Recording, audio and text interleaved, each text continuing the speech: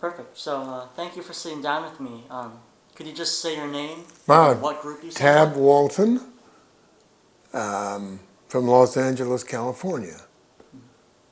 What group did you sing with? I sing with the Chimes in Los Angeles area under Bumps Blackwell and in the 1950s. So I guess starting off with a little bit about yourself. Were your parents or relatives into music, or how did you get into music yourself? No, actually, it was at the basketball court, like many of us started, or on the corner. We did a little humming, and next thing we know, we were singing, and we created a group and so forth, and that's how we really got started. But not any really background in music or any, you know, thing like that. Were there any were there a bunch of groups that you idolized, or like, oh, we want to sing like this, or? Oh yeah, there was the Gunther group. They made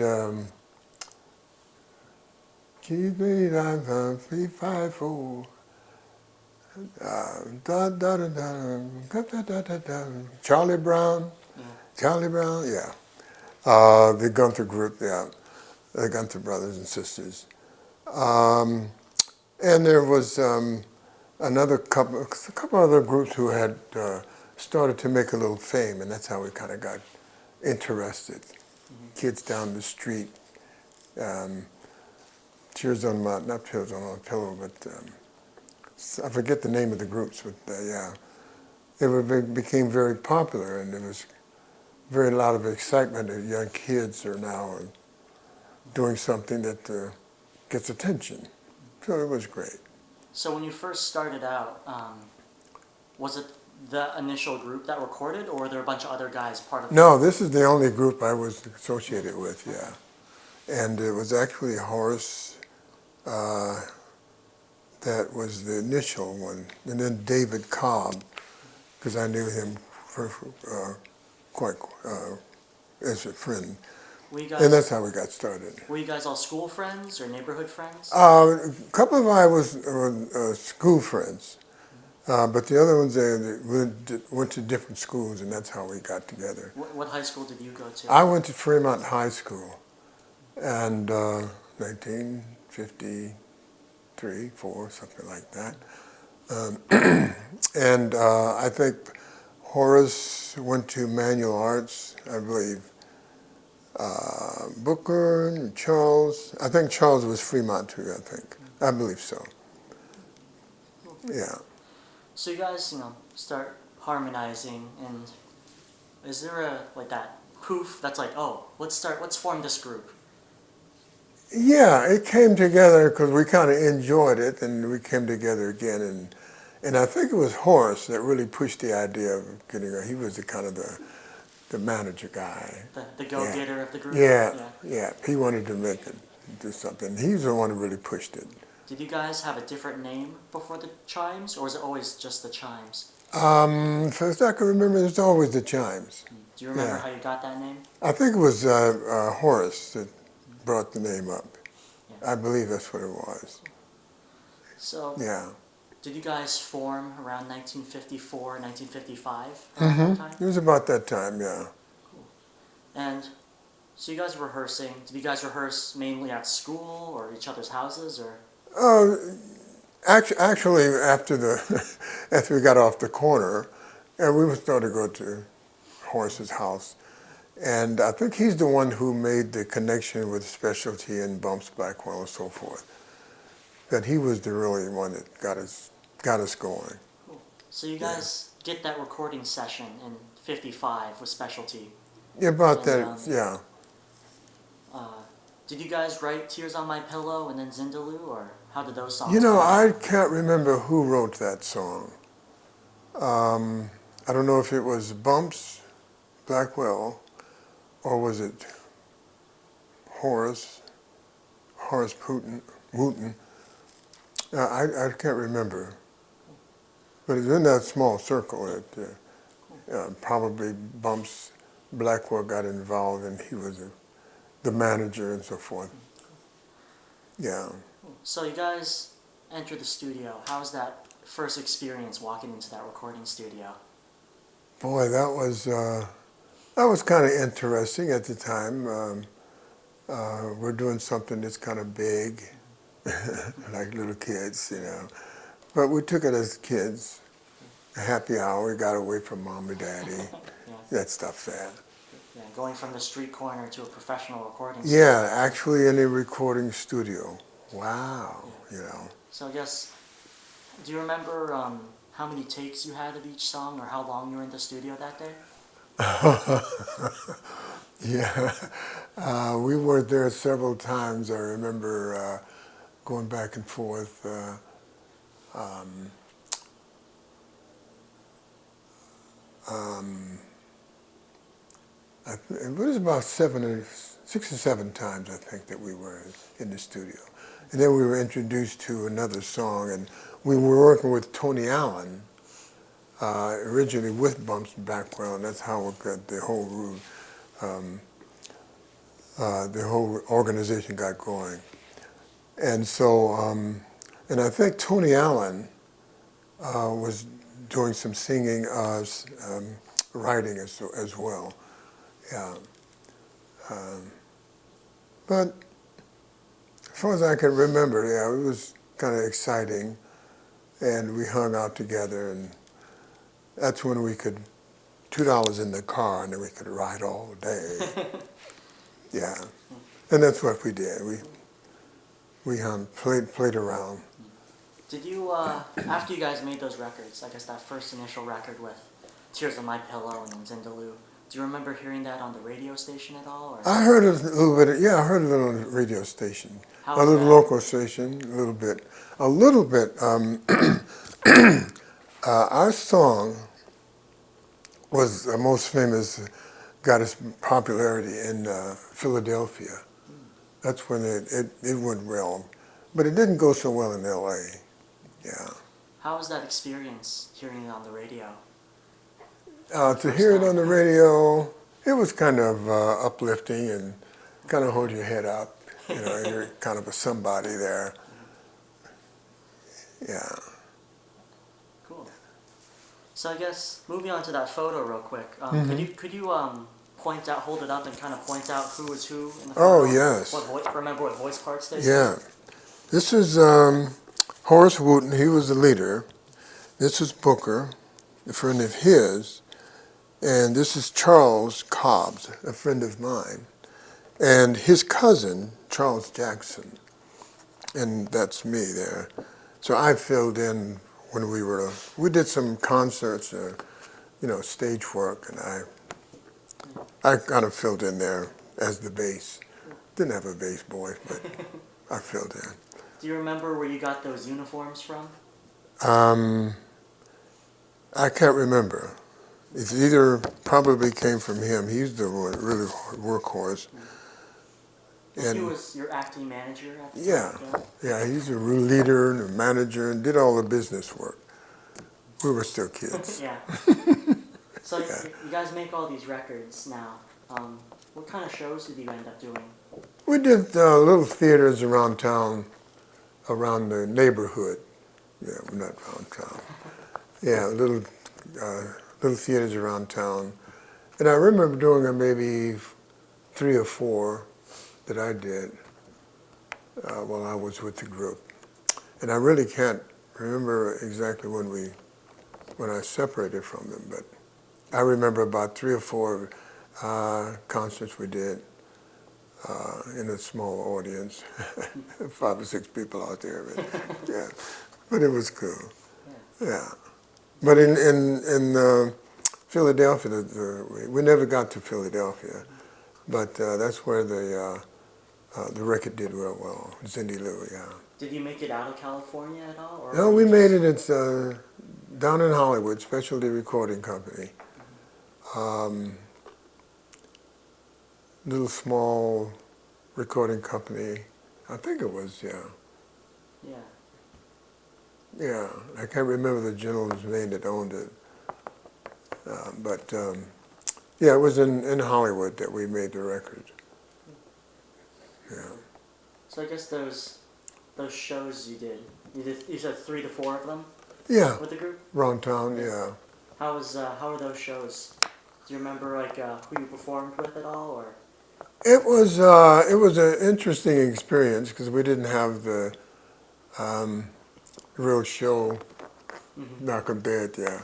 So we were kids entertaining, and people were nice to clap, bless their hearts, yeah. But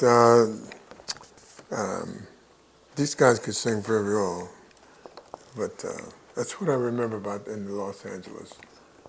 Yeah, because I think that's the only place that we sung, actually, yeah. Or did I, when I was with them, Mm-hmm. yeah. Yeah. So you guys have those solo records under the Chimes. How did you feel about Specialty changing your name to the Champs under Tony Allen? Do you remember like why they did that? Yeah, I think I was at the end of my tour with them, but they had gone on from there.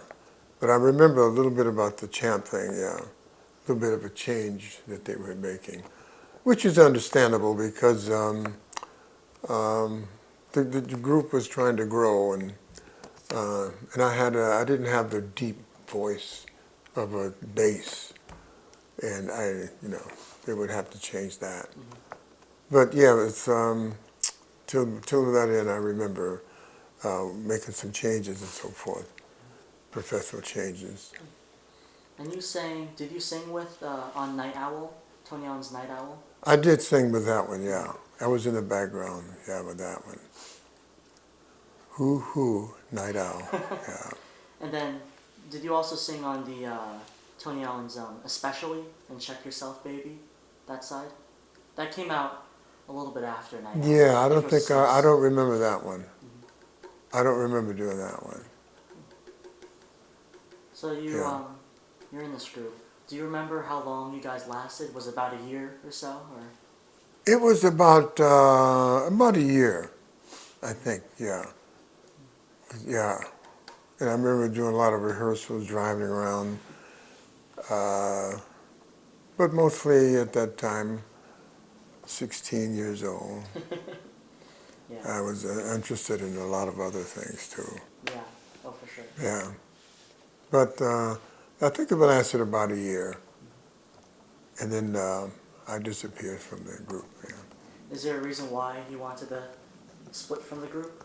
No, it just kind of grew out of me, I think. They were trying to get ahead, and I didn't have that deep bass, and I knew that, I could see that coming, which is, So you guys all were, you mutually left, there was no fighting within the group at all? yeah, I didn't see him much after that. And I wasn't that much interested in the music. I had to enjoy the being with the group and so forth. But no, yeah, I got interested in flying. Oh yeah? Yeah. Yeah. So, and I never saw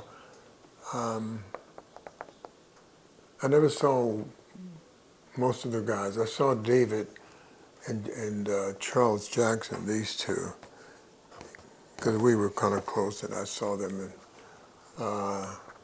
in later years, in further growing. Matter of fact, even when I got out of the military, I was still seeing David. Yeah, that was some years later, 1960, when I got out of the military. But the group, yeah, kind of lost track of them. Yeah. Yeah.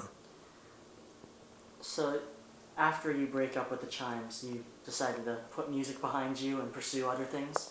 I did. I did pursue some music later on, and I did make another recording, but it didn't hit number one. Was that with the group or was that just No, that solo? was me. That was me. I wanted to do solo, and I wanted to do some acting and all that stuff, and yeah, I did that a little bit. That was during the time of Neil Sedaka in that area. Mm-hmm. After that. Do you remember what record that was? The one I made was Gee, I can't remember right now. I wish, yeah. Uh, yeah. It was a recording that someone else had done, and I can't remember what it was at the moment. And that was with another group, another gentleman, so forth.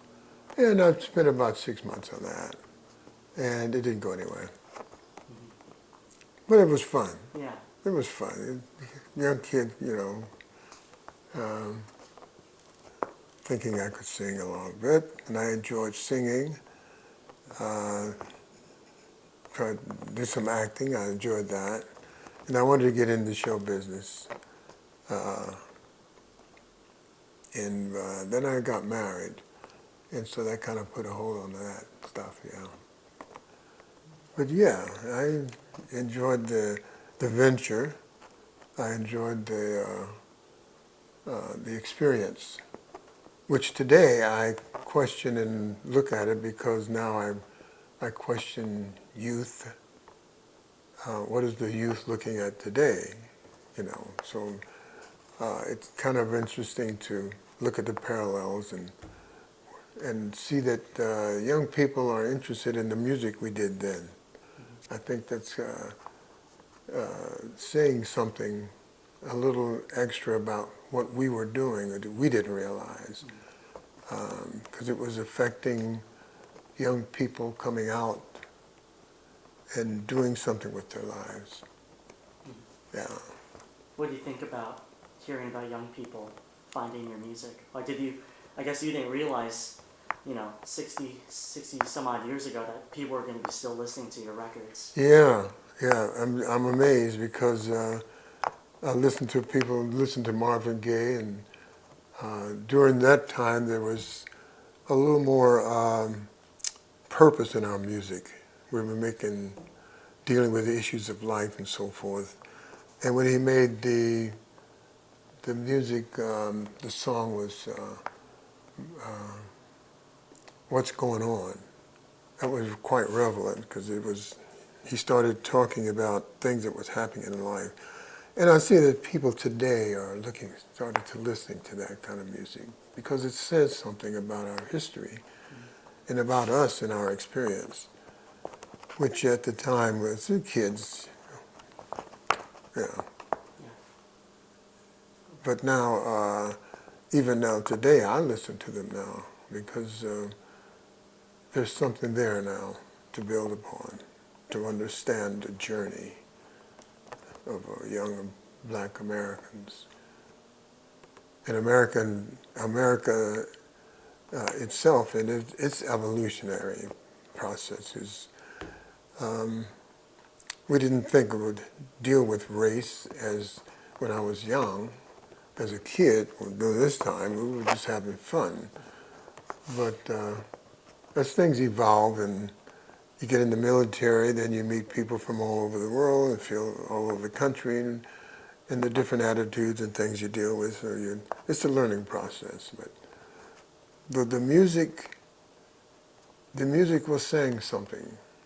It has very important perspective of understanding in our journey, and we have to look at it too. I do. I study it now. So yeah, it was an interesting journey, which is still in progress, actually. Yeah. So there's a lot to be said about the journey in the hood of learning what we are about, having been in what you call captivity, and dealing with race and dealing with being a slave and all of that stuff. So it's coming to the point where all of that has to be now looked at and understood, even by ourselves, mostly by ourselves, because we got to figure out now where are we going and why, right? So it's a long journey from the Doo-Wop to the stuff from now, yeah, to look at what's happening today. Yeah. It's interesting to think, all this time in music, how it's passed, and people are still going back Yeah, to the doo-wop. right. Still grabbing stuff. it because it was saying something. It's from how I kind of talk about it with people my age is that, the doo-wop stuff it's straight from the heart. Exactly. And I remember a lot of the kids that were starting to get into groups and singing, and they wanted to express themselves as best we could. That was our outlet. Yeah. So it was a good day. It was a good time. And remember the people in the neighborhood, my little Watts neighborhood. A lot of entertainment came out of that little place. It was a little small town before the riots, and after the riots, it expanded wherever we were, so to speak. But do you remember what other groups or other artists came out of that area? Boy, I got it back. Well, Barry White came out of that back in those days, and some of the jazz musicians came out of there, out of where I lived, Watts, a little small town. Charlie Mingus. Yeah. There was a lot of things that came out of that. Yeah. Yeah. When you were in the neighborhood growing up, I guess, were there any other groups that you sang with, against, or? There were other groups. I didn't pay much attention to them at first, I guess.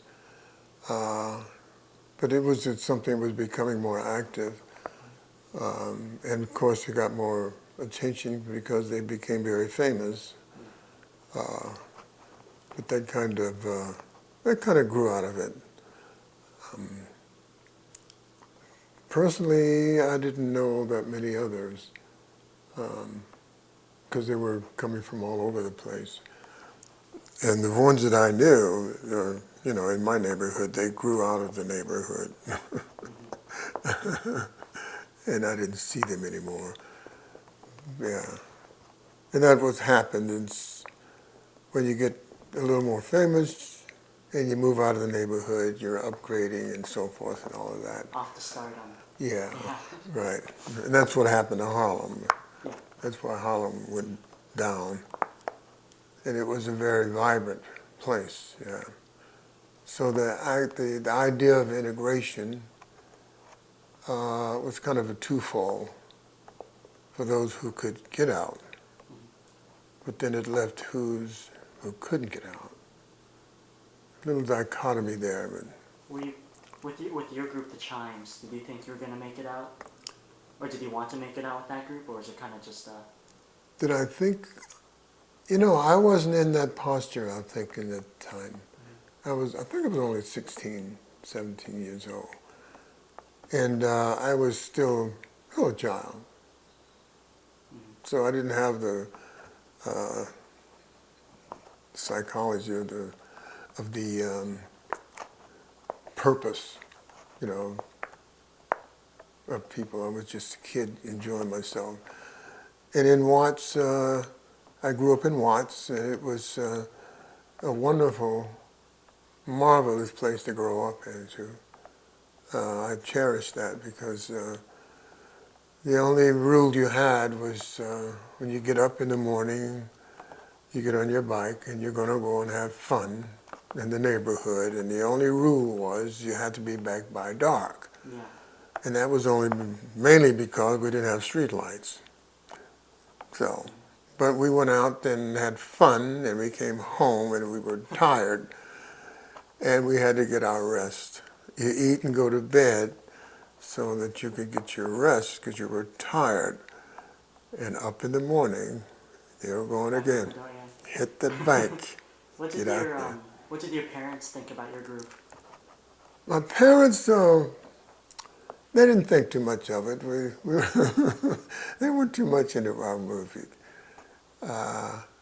They were in. My dad loved blues, and Mom's loved the gospels and stuff. But it was still kind of new then, and it didn't have the real effect then. Yeah. So we were among the very start. Yeah. Yeah. I guess looking back upon it now, how do you feel to be like part of something so new, like something that kind of revolutionized music? I guess thinking then, you didn't expect like, you know, your group to be like. Yeah, I didn't think of it as so pertinent. It was very childish, but now I appreciate it. Too bad I don't know if we made the big time or not. Was that good or bad? I don't know if we were mentally ready for it. A lot of kids weren't, and had a lot of issues and breakups and all this stuff and arguments, and where all things were controlled by somebody else. It's later on that they got smart and started controlling their own stuff. Yeah, bless their hearts. But a lot of the music was owned by someone else, and they all profited from it. And a lot of us slid off into back in the hood. So yeah, that was part of it. It was all new, and we were children then, as the song goes. We were children then. Well, it seems like you had a great time with those guys singing. Yeah, it was fun. It was fun. Get together and out in the court and the corners and the singing groups, and that was all fun. Yeah, that's where it started. Yeah. Do you have any memories about the group that just you go back to? After I remember David Cobb and Charles Jackson. It's where we were good friends, and we lasted beyond the group. But I enjoyed meeting what do you call him? Horace. We called him Pookie. Horace, yeah. But he was the business-minded person. And Booker, I didn't know very well. He came in, Horace brought him in. I didn't know him very well, but we had times of enjoyment, enjoying each other's company and so forth. Yeah, in a childish way, and young parties, and a lot of things that were fun. Yeah, but we didn't get to grow more mature, and so we all disbanded. But Charles and David, we were friends, and I knew his family, and we spent a lot of time together dealing with our growing in our young lives, and yeah, it was enjoyable for the young ages. Is there anything you want to say to the people who still listen to your music? Yes, I would like to appreciate that, and appreciate the fact that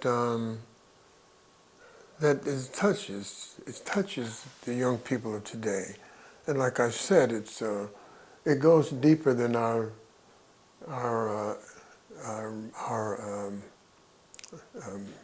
young perspectives of that day. But it says a lot, and then that you listen to it today, there is something to be said and heard and understood. It goes deeper than the fun that we had. It's about our lives and the way that we expressed ourselves, and even more so when the more professional entertainment came and they expressed what we felt and what we were feeling, and exploring how to deal with issues of life when it was not yet understandable. Now we can see the bigger picture, what was before and what was after and what was during and what we were trying to say and reaching out. And I still think of Marvin Gaye's as what's happening. It brings kind of tears to my eyes because it's of our experience, about our lives and what we didn't understand and what we saw, and not today and what we're dealing with. So today I still listen and ask the question on what's going on.